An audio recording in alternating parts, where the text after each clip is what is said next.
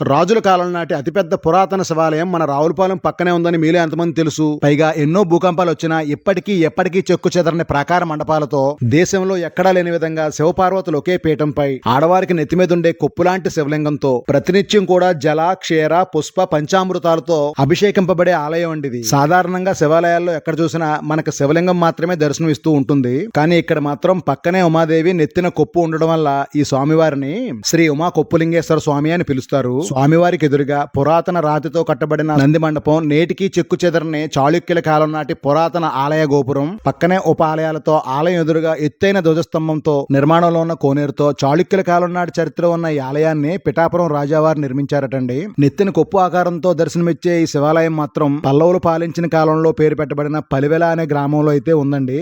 ఈ గ్రామం రావులపాలెనికి 10 కిలోమీటర్ల దూరంలో ఉన్న కొత్తపేట గ్రామాన్ని ఆనుకుని ఉంటుంది. ఈ ఆలయం గురించి తెలిసిన వారు, స్వామివారిని దర్శించుకున్న వారు ఎవరన్నా ఉంటే ఓం అని కామెంట్ చేద్దురు.